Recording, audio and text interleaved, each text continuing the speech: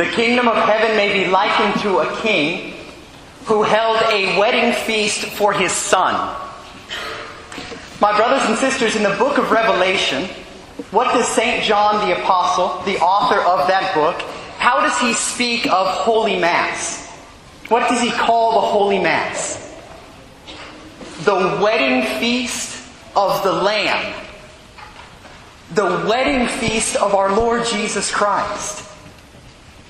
My brothers and sisters, in Holy Mass, whom does our Lord come to espouse Himself to? With whom does He long to unite Himself? With you and with me. Why in many churches, especially ancient churches, or basilicas or cathedrals, over the altar do you find a baldacchino, which is an exact replica of a canopy that you find over a wedding bed, with 4 pillars and a covering over top? That's not by mistake, because the union that takes place in Holy Mass between our Lord Jesus Christ and souls, the highest human representation we can find of that, the greatest analogy, is the union that takes place in a wedding bed. Our Lord says of holy marriage that the two become one flesh. In Mass, our Lord Jesus Christ takes flesh anew to become one with our flesh. You remember St. John the Baptist, when the scribes and Pharisees go out to him, and they say, "Who are you?" And he gives a very strange response. He says, "I am not the bridegroom." He says, "I'm the best man. I'm the friend of the bridegroom." To let everybody know, all of you thousands of people who are coming to me, I'm not the one for whom you were made. It's the one who is to come. Or he gives that very strange, apparently strange, example. He says, "I am not worthy to loosen the strap of his sandal." Why such imagery? In every culture, in every nation, in wedding ceremonies, you have particular customs and traditions.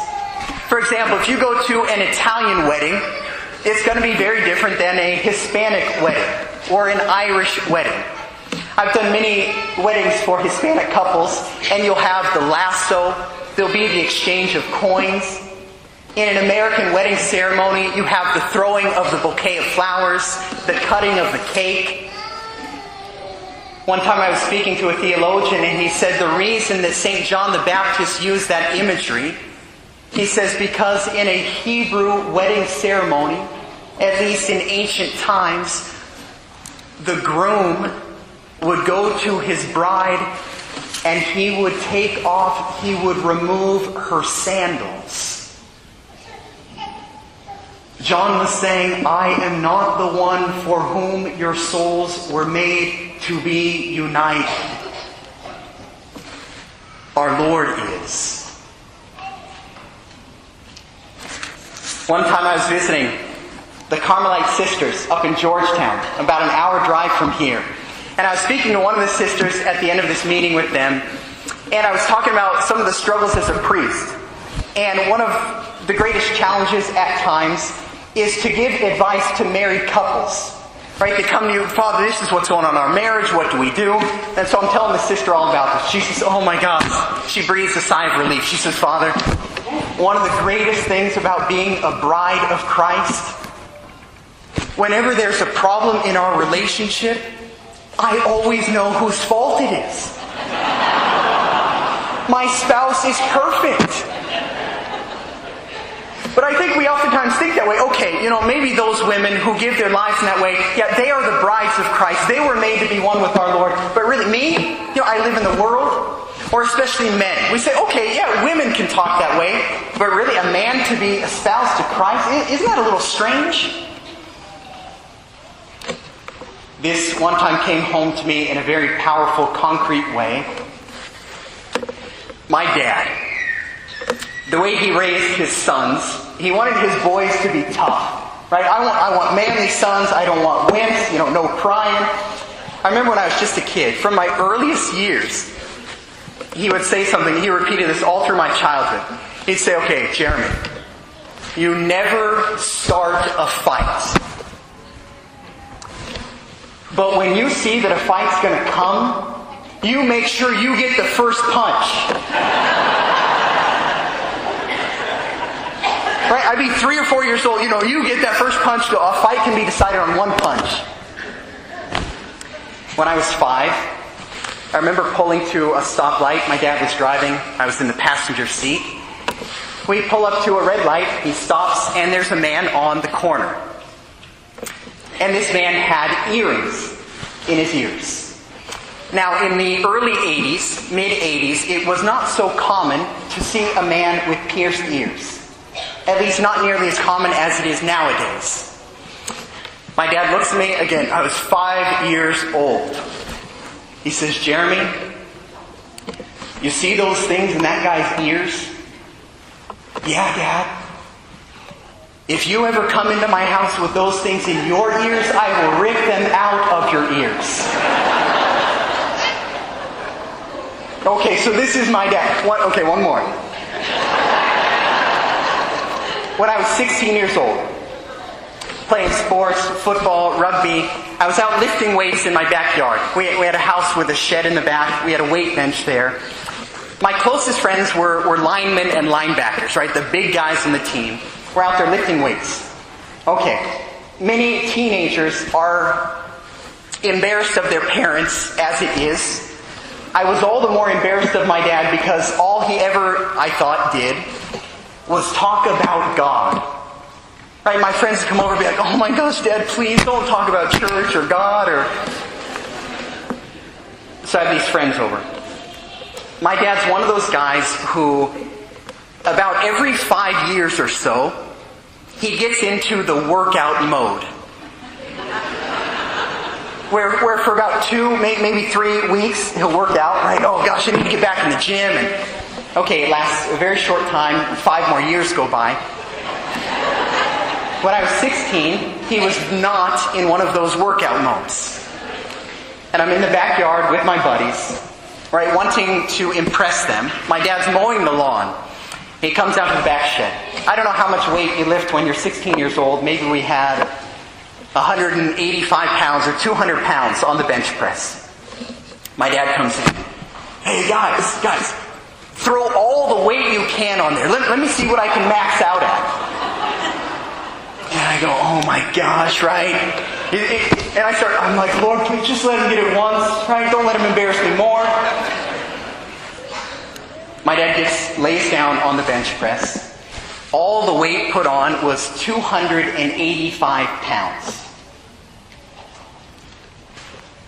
He did it 18 times. I mean, he's a freak of nature. So this is my dad, right? This big, strong, manly man. Men don't cry. When I was 20 years old, a lady came over and she was really struggling with her faith. And she's sitting with my dad at the dining room table, a good friend of the family, and I was in the kitchen at the same time. So I could overhear their conversation. And the lady is saying, I don't understand what's going on. I feel such a distance from our Lord. My whole life he's been my best friend. Right? He's my brother. Why is this happening? And I remember my dad said words that I will never forget and that entirely changed my relationship with our Lord. He says to this woman, I remember what transformed my own relationship with our Lord Jesus Christ.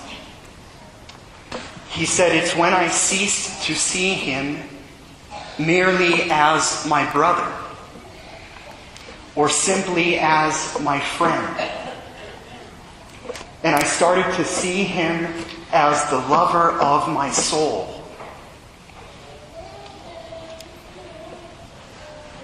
My brothers and sisters, do you see our Lord as the lover of your soul?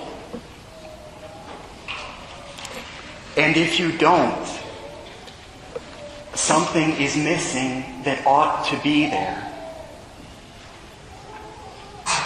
He wants to be so perfectly one with you that there is no separation between you and Him. That He lives fully in you and you in Him. Our souls were made to be espoused to Him. When you receive Holy Communion today, I'd ask a favor of you. And this might be something you've never done before. When you return to your pews and you kneel down to make your thanksgiving, and our Lord is dwelling in you, from the depths of your heart, I would like you to ask our Lord for the grace to see Him as the spouse of your soul, and that you might come to know Him as the lover of your soul. He longs for it. Our hearts will never know true joy and peace until we know that reality. He alone can satisfy us at our deepest levels.